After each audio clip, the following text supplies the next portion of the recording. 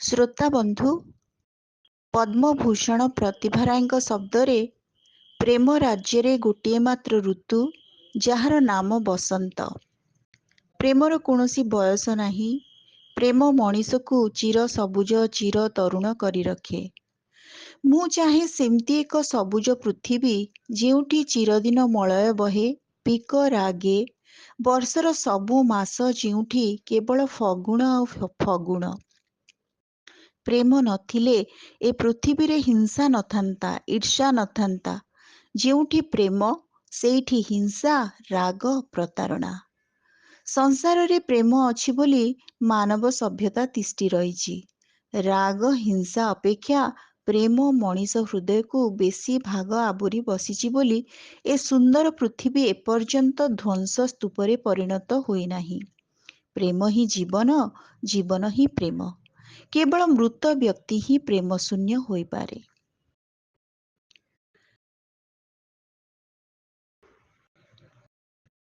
ଶ୍ରୋତା ବନ୍ଧୁ, ପ୍ରେମ ମଣିଷ ଜୀବନର ସବୁଠାରୁ ଦୁର୍ଲଭ ଅନୁଭବ, ପ୍ରତ୍ୟେକ ଆକର୍ଷଣର ହେତୁ। ଏହା ମଣିଷକୁ ଉଦ୍ଧାହିତ କରେ। ଏହାର ଅଭାବରେ ମଣିଷ ଅନ୍ତସାର ଶୂନ୍ୟ। ସେଥିପାଇଁ ତ ଧର୍ମାଶୋକ ଅଶୋକଙ୍କ ମାନବ ପ୍ରେମ, କବୀର ଦାସଙ୍କ ଅଢ଼େଇ ଅକ୍ଷର ପ୍ରେମ, ଓମର ଖୟାମଙ୍କ ତୀବ୍ର ପୁଣି ପ୍ରଶାନ୍ତ ପ୍ରେମ, ମାନସିଂଙ୍କ ରୂପତୃଷ୍ଣାର ପ୍ରେମ ଅବା କବି ବିଭୁଦତ୍ତ ମିଶ୍ରଙ୍କ ଅପବାଦ ସର୍ବସ୍ୱ ନିରୀହ ପ୍ରେମ। ପ୍ରତ୍ୟେକ ପ୍ରେମର ସେଇ ଅଢ଼େଇ ଅକ୍ଷରର ଜୟଗାନ କରିଛନ୍ତି। ଆଜି ସେମିତି ଜଣେ ପ୍ରେମ ପ୍ରବଣ ସାହିତ୍ୟିକଙ୍କ ଏକ ଗଳ୍ପକୁ ମୁଁ ଉପସ୍ଥାପନା କରିବାକୁ ଯାଉଛି। ସେ ହେଉଛନ୍ତି ଉତ୍ତର ସତୁରୀ ପରବର୍ତ୍ତୀ ଓଡ଼ିଆ ସାହିତ୍ୟର ଅନ୍ୟତମ ବିଶିଷ୍ଟ କଥାକାର ଅଧ୍ୟାପକ ବିଶ୍ୱରଞ୍ଜନ ଓରଫ ବିଶ୍ୱରଞ୍ଜନ ମହାପାତ୍ର।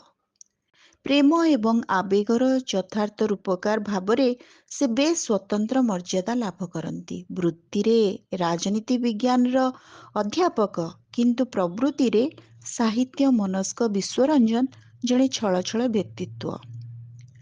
ସେ ଏକାଧାରରେ ଜଣେ ବିଶିଷ୍ଟ କବି, ଗାଳ୍ପିକ, ପ୍ରାବନ୍ଧିକ, ଔପନ୍ୟାସିକ, ସ୍ତମ୍ଭକାର, ଶିଶୁ ନାଟ୍ୟକାର, ସୁସମ୍ପାଦକ, ଅନୁବାଦକ ତଥା ଜଣେ ବାଗ୍ମୀ ସମାଲୋଚକ ମଧ୍ୟ। ଜୀବନ ମୃତ୍ୟୁର ବିପରୀତ ନୁହେଁ, ଜୀବନର ପାଖେ ପାଖେ ମୃତ୍ୟୁ ଅଛିର ନିର୍ଭୀକ ଉଚ୍ଚାରଣକର୍ତ୍ତା ସେ। ତାଙ୍କର ଅନେକ ଗଳ୍ପ ପୁସ୍ତକ ରହିଛି। ସେଗୁଡ଼ିକ ହେଲା କାଚ କଣ୍ଢେଇ, ଅଳ୍ପ କଥାର ଗଳ୍ପ କେତୋଟି, ତଥାପି ଆଲୋକ, ରାତି ପାହିଲେ ପୁରୀ, ମଳୟ ମଞ୍ଜରୀ, ରେ ଆତ୍ମନ୍, ନିଦ୍ରା ପରିହରି, ଛବି ବହି, ବିଶ୍ୱରଞ୍ଜନଙ୍କ ପ୍ରେମ କଥା, ବିଶ୍ୱରଞ୍ଜନଙ୍କ ଅଳ୍ପ କଥା, ଅନନ୍ତ ଶୟନ, ବିଶ୍ୱରଞ୍ଜନଙ୍କ ଶ୍ରେଷ୍ଠ ଗଳ୍ପ ଇତ୍ୟାଦି। ଶ୍ରୋତା ବନ୍ଧୁ, ଆଜି ଅଧ୍ୟାପକ ବିଶ୍ୱରଞ୍ଜନଙ୍କର ବିନ୍ଦୁ ବିନ୍ଦୁ ବର୍ଷା ଗଳ୍ପ ପୁସ୍ତକ ସଂକଳନସ୍ଥ ଏକ ସୁନ୍ଦର ଗଳ୍ପକୁ ଆପଣମାନଙ୍କ ପାଖରେ ମୁଁ ପ୍ରସ୍ତୁତ କରୁଛି। ତାଙ୍କର ଗଳ୍ପର ଶୀର୍ଷକ ଚା କପ୍ରେ ଜୀବନ। ସକାଳ ଓ ସଞ୍ଜରେ ଦିନର ଏ ଦୁଇ ବେଳା ଘର ବାହାର ପିଣ୍ଡାରେ ବସି ଚା ପିଇଲା ବେଳେ କିଛି ସମୟ ପାଇଁ ଆମେ ଯାହା କଥାବାର୍ତ୍ତା ହେଉ, ଘର ଓ ବାହାର ଦୁନିଆ ସମ୍ପର୍କରେ ନିଜ ନିଜର ଅନୁଭବ ଓ ଅନୁଭୂତି ବାଣ୍ଟୁ।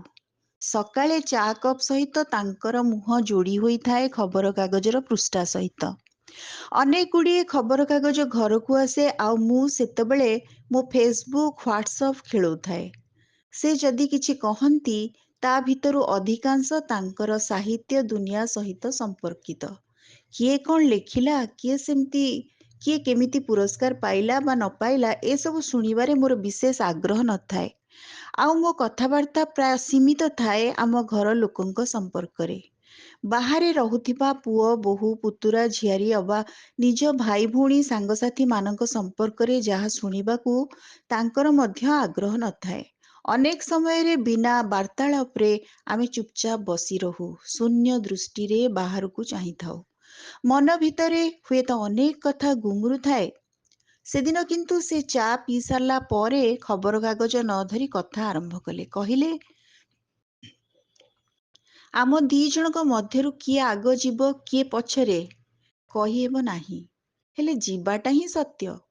ପ୍ରକୃତରେ ଦେଖିବାକୁ ଗଲେ କେହି ଯିବାକୁ ଚାହାନ୍ତି ନାହିଁ, କାରଣ ଏ ବିଚିତ୍ର ବନ୍ୟା ସଂସାରର ମାୟା ମୋହ ଏତେ ନିବିଡ଼ ଭାବରେ ଆମକୁ ଜଡ଼େଇ ରଖିଥାଏ ଯେ ସେଥିରୁ ଇଚ୍ଛା କରି ନିଜକୁ ବିଚ୍ଛିନ୍ନ କରିବା ଏତେ ସହଜ କଥା ନୁହେଁ। ହଁ, ଏଠି ଦୁଃଖ ଅଛି, ରୋଗ ଅଛି, ପୀଡ଼ା ଅଛି, ଯନ୍ତ୍ରଣା ରହିଛି। ମାତ୍ର ଏସବୁ ଭିତରେ କେଉଁଠି ନା କେମିତି ଏକ ଭଲ ପାଇବା ରହିଛି ଯାହା ଆମ ସମସ୍ତଙ୍କୁ ବାନ୍ଧି ରଖିଛି। ଏକ ରକମ ସେ ବକ୍ତୃତା ଦେବା ଆରମ୍ଭ କରିଥିଲେ। ମୁଁ କହିଲି, ସକାଳୁ ସକାଳୁ ତମେ କ'ଣ କ୍ଲାସ୍ ନେବା ଆରମ୍ଭ କଲଣି? ମୁଁ କ'ଣ ତମ ଛାତ୍ରୀ ହେଇଛି ଯେ ମୋତେ ତମ ସଂସାର କଥା ବୁଝେଇବାକୁ ବସିଛ? ମୋ କଥା ଶୁଣି ସେ କିଛି ସମୟ ଚୁପ୍ ହୋଇ ବସି ରହିଲେ। ତାପରେ କହିଲେ, ମୁଁ ଆଗ ଚାଲିଗଲେ ତମର କିଛି ଅସୁବିଧା ହେବ ନାହିଁ। ତମ ହାତରେ ଥିବା ସେହି ସ୍ମାର୍ଟଫୋନରେ ତୁମେ ସାରା ଦୁନିଆ ସହିତ ସମ୍ପର୍କ ରଖିପାରିଛ। ପୁଅ ବୋହୂ ଦୂରରେ ରହୁଥିଲେ ବି ତୁମେ ତୁମ ଚାରିପାଖରେ ଗୋଟିଏ ଛୋଟ ସଂସାର ଗଢ଼ିପାରିଛ। ସେଠି ରାମ ଅଛି, ଜୁଲି ଅଛି, ଜୁଲିର ଝିଅମାନେ ଅଛନ୍ତି। ଦିନ ରାତି ପାଖ ପଡ଼ିଶାର କେହି ଅପା ଅବା ମା ଡାକି ତୁମ କଥା ବୁଝିବାକୁ ଆସୁଛନ୍ତି। ତୁମ ସହିତ ସୁଖ ଦୁଃଖ ହେଉଛନ୍ତି। ତେଣୁ ମୁଁ ନଥିବାର ଅଭାବ ତୁମକୁ ବେଶୀ ବାଧିବ ନାହିଁ। ମାତ୍ର ତମେ ଆଗ ଚାଲିଗଲେ ପ୍ରକୃତ ଅର୍ଥରେ ମୁଁ ଅସହାୟ ହେଇପଡ଼ିବି। ଟିଭି ନ ଚାଲିଲେ, ଗାଧୁଆ ଘର କଳକବ୍ଜା ବା ୱାଟର ଫିଲ୍ଟର ଅକାମୀ ହୋଇପଡ଼ିଲେ ବା ଘରର କିଛି କେଉଁଠି ଅସୁବିଧା ହେଲେ କାହାରି ସହିତ ଯୋଗାଯୋଗ କରି ତାକୁ ସଜାଡ଼ିବାରେ ତୁମର ଯେଉଁ ଭୂମିକା ଥିଲା, ସେ ଭୂମିକା ମୋର କେବେ ନଥିଲା ବା ନାହିଁ। ରୋଷେଇ ଘରେ ପଶି ନିଜ ପାଇଁ ଚା କରିବା ବ୍ୟତୀତ ମୋତେ ଆଉ କିଛି ଜଣା ନାହିଁ। ଆମ ରାନ୍ଧୁଣିଆ ନ ଆସିଲେ ଉପାସ ରହିବା ହିଁ ସାର ହେବ। ତେଣୁ ମୁଁ ଚାହେଁ ମୁଁ ଆଗ ଚାଲିଯାଏ। ମୁଁ କହିଲି, ସକାଳୁ ସକାଳୁ ଏ ଯିବା ରହିବା କଥା କାହିଁକି? ଯିବାଟା ହିଁ ତ ସତ୍ୟ ନା? ସେ ତାଙ୍କ କଥାର ପୁନରାବୃତ୍ତି କଲେ। ମୁଁ କହିଲି, ସେ କଥା ତ ସତ, ହେଲେ କାହା ଯିବା ତ ଯିବାର କଥା, କାହା ଯିବା ନ ଯିବାର କଥା କ'ଣ କାହାରି ଚାହିଁବାରେ ଅଛି? ତୁମେ ଚାହିଁବ ତୁମେ ଆଗ, ମୁଁ ଚାହିଁବି ମୁଁ ଆଗ, ସଧବାର ସୌଭାଗ୍ୟ ନେଇ ଚାଲିଯିବାକୁ। ଏଥର ସେ ହସିଲେ, କହିଲେ, ତମେ ପୁଣି ସେଇ ସଧବା ବିଧବାର ସୌଭାଗ୍ୟ ଦୁର୍ଭାଗ୍ୟ ଭିତରେ ଅଛ? ତମେ କ'ଣ ଜାଣ ନାହିଁ ଧୀରେ ଧୀରେ ସେ ପୁରୁଷ ପ୍ରଧାନ ପୁରୁଣା ଚାହାଣୀ ଓ ଚଳଣି ବଦଳିବାରେ ଲାଗିଲାଣି? ଏବେ ଆଉ ବିବାହିତା ଅବିବାହିତାର ବେଶଭୂଷାରେ ଯେମିତି କୌଣସି ପାର୍ଥକ୍ୟ ବାରି ହେଉନାହିଁ, ସେହିଭଳି ନିଜେ ସ୍ୱାମୀ ମଧ୍ୟ ଚାହୁଁନାହିଁ ସେ ଚାଲିଯିବା ପରେ ତା ସ୍ତ୍ରୀଟି ବୈଧବ୍ୟର ରଙ୍ଗହୀନ ଜୀବନକୁ ଆପଣେଇ ନେଉ। ମୁଁ ଚୁପ୍ ରହିଲି। ନୀରବରେ ତାଙ୍କ କଥାକୁ ସମର୍ଥନ ମଧ୍ୟ କଲି। ମୁଁ ବି ମୋ ପୁଅମାନଙ୍କୁ କହିଦେଇଛି, ମୁଁ ଚାଲିଯିବା ପରେ 10 ଦିନ ପାଳିବାର ଯେଉଁ ବିଧି ବିଧାନ ଓ କଟକଣା ସବୁ ରହିଛି, ତାକୁ ନ ମାନି ବେଶ୍ ଭଲରେ ଖିଆପିଆ କରି ମୋ ବିଦାୟ ପର୍ବକୁ ଏକ ଉତ୍ସବ ମନେକରି ପାଳନ କରିବାକୁ। ସେ ବି ମୋ କଥା ସହିତ ସହମତ ହେଲେ। ଏବେ ରହିଲା କିଏ ଆଗ କିଏ ପଛ ଯିବା ନ ଯିବାର ଚିନ୍ତା। ମାତ୍ର ଏ ପ୍ରକାର ଚିନ୍ତା ବା ଭାବନାର କୌଣସି ଅର୍ଥ ନଥାଏ। ତଥାପି ଭାବନା ବେଳେବେଳେ ମନକୁ ଆସେ ଓ ଆମୋଦିତ କରେ। ଏବେ କେଜାଣି କାହିଁକି ଆମ ଲେଖକ ମହାଶୟଙ୍କୁ ଏଭଳି ଭାବନା ସବୁବେଳେ ଆକ୍ରାନ୍ତ କରୁଛି। ପ୍ରତିଟି ରାତିରେ ସେ ପ୍ରାୟ ସ୍ୱପ୍ନ ଦେଖୁଛନ୍ତି ଦିବଙ୍ଗତ ପ୍ରିୟଜନମାନଙ୍କୁ, ଯେଉଁମାନେ କେବେଠୁ ଏ ସଂସାରରୁ ବିଦାୟ ନେଲେଣି। ହୋଇପାରେ ସେମାନଙ୍କ ସ୍ମୃତି ସ୍ନାନରୁ ସେ ହୁଏତ ନିଜକୁ ମୁକୁଳାଇ ପାରୁନାହାନ୍ତି। ଅବଶ୍ୟ ସ୍ୱପ୍ନ ସହିତ ବାସ୍ତବତାର ସମ୍ପର୍କ ବି ଅଛି। ଆମେ ଯାହାକୁ ବାସ୍ତବ ବୋଲି ମନେ କରୁ, ତାହା ମଧ୍ୟ ଏକ ପ୍ରକାର ମାୟା ମୋହରେ ଆଚ୍ଛନ୍ନ ସ୍ୱପ୍ନିଳ ଦୁନିଆ ବ୍ୟତୀତ ଅନ୍ୟ କିଛି ନୁହେଁ। ଏ କଥା ସ୍ୱୟଂ ମୋର ଲେଖକ ସ୍ୱାମୀ ଜଣକ ମୋତେ ବୁଝାଉଥିଲେ। କହୁଥିଲେ, ସ୍ୱପ୍ନ ଓ ବାସ୍ତବତାର ଦୋଳିରେ ବସି ଝୁଲୁଛି ଏ ଜୀବନ। ମଝିରେ ମଝିରେ ମୁଁ ଶୁଣେ ବା ନ ଶୁଣେ, ସେ ଏମିତି ନିଜର କବିତ୍ୱ ଓ ଲେଖକୀୟ ଭାବ ଓ ଭାବନା ମୋ ଆଗରେ ବ୍ୟକ୍ତ କରନ୍ତି। ଏଥର କିନ୍ତୁ ତାଙ୍କର କିଏ ଆଗ ଯିବ ଓ କିଏ ପଛରେ, ଏଇ କଥାଟା ମୋତେ ବେଶ୍ ଘାରିଲା। ଭାବିଲି, ସତ କଥା, ମୁଁ ଚାଲିଯିବା ପରେ ସେ ପୂରାପୂରି ଅସହାୟ ହୋଇଯିବେ। ତାଙ୍କୁ କେବଳ ପଢ଼ିବା, ପଢ଼େଇବା, ଲେଖିବା ଓ ଭାଷଣ ଦେବା ବ୍ୟତୀତ ଆଉ କିଛି ଆସେ ନାହିଁ। ସେଥିପାଇଁ ତାଙ୍କୁ ବେଳେବେଳେ ମୋର ମୃଦୁ ଭର୍ତ୍ସନା ଶୁଣିବାକୁ ପଡ଼େ। Good for nothing. ପୁଣି ଖୁବ୍ ଅନ୍ୟମନସ୍କ। କେତେ ଥର ଯେ ରାସ୍ତାରେ ଚାଲୁ ଚାଲୁ ଝୁଣ୍ଟି ପଡ଼ି ହାତ ଗୋଡ଼ ଭାଙ୍ଗିଛନ୍ତି ତାର ଠିକଣା ନାହିଁ। ଗାଧୁଆ ଘରେ ପଶି ଗିଜର ଲଗେଇ ଦେଇଥିବେ ତ ତାର ସୁଇଚ୍ ଅଫ୍ କରିବା ପାଇଁ ଭୁଲି ଯାଇଥିବେ। ଏହିଭଳି ଚୁଲିରେ ଚା ବସେଇ ଦେଇ କୁଆଡ଼େ ଚାଲି ଯାଇଥିବେ ତ ଦେଖିଲା ବେଳକୁ ଚା ସବୁ ଚୁଲିରେ ପଶି ଚା ପାତ୍ର ପୋଡ଼ି କଳା ପୋଡ଼ି ଯାଇଥିବ। ଏମିତି ନାହିଁ ନଥିବା ଦୁର୍ଘଟଣାର ଶିକାର ହେବାକୁ ପଡ଼ିଛି ଅନେକ ଥର। ଆଉ ମୁଁ ଚାଲିଯିବା ପରେ ପ୍ରକୃତରେ ସେ କେମିତି ରହିବେ? କିଏ ତାଙ୍କୁ ସମ୍ଭାଳିବ? ଏହି ଚିନ୍ତା ମୋତେ ଏବେ ବିବ୍ରତ କରୁଛି। ମଲା ପରେ ମୃତ ବ୍ୟକ୍ତିର ଆତ୍ମା ଯଦି ସବୁ କିଛି ଦେଖିପାରୁଥାଏ, ଜାଣିପାରୁଥାଏ, ତେବେ ପରଲୋକରେ ଥାଇ ମଧ୍ୟ ମୁଁ ଅସହାୟ ହୋଇପଡ଼ିବି। କାରଣ ନିଜ ଇଚ୍ଛାରେ ଆଉ ପୂର୍ବ ସଂସାରକୁ ଫେରିବାର ବାଟ ବି ନଥିବ। ଏହି ସବୁ କଥା ମୁଁ ଏବେ ବେଶୀ ଭାବିବାକୁ ଲାଗିଲି।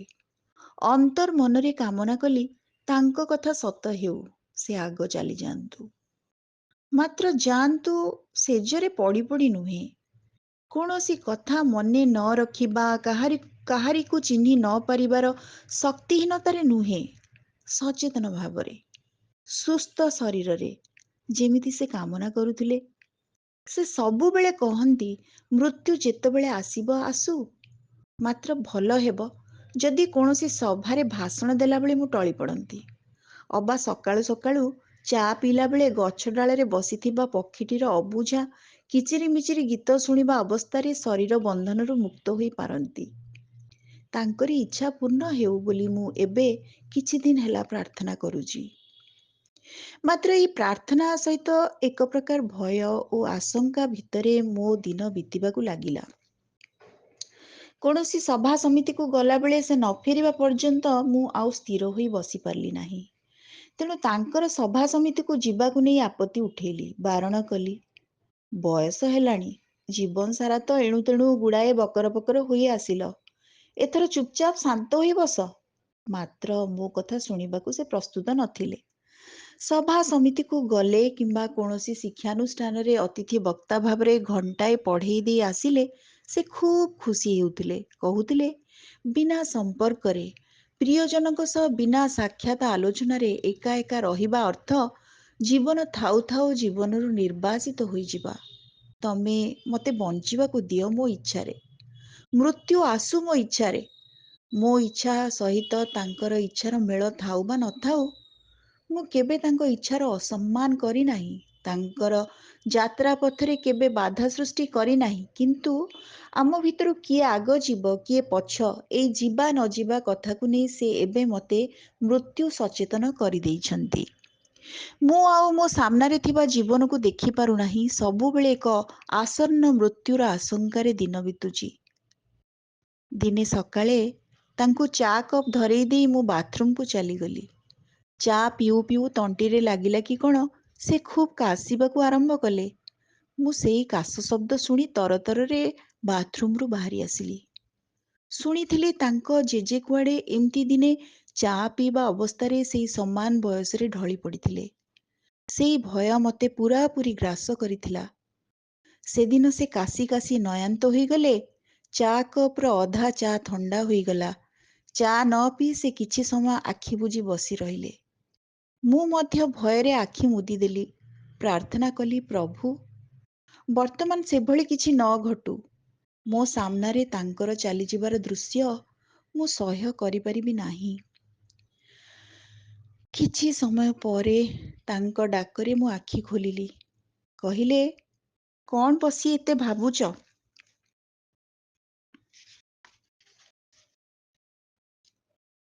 ଶ୍ରୋତା ବନ୍ଧୁ, ଆମେ ଶୁଣୁଥିଲେ ଅଧ୍ୟାପକ ବିଶ୍ୱରଞ୍ଜନଙ୍କର ଏକ ସୁନ୍ଦର ଗଳ୍ପ, ଚା କପ୍ରେ ଜୀବନ। ଅଡ଼ିଓଟି କେମିତି ଲାଗିଲା ନିଜର ମତାମତ ଜଣାଇବାକୁ ଅନୁରୋଧ।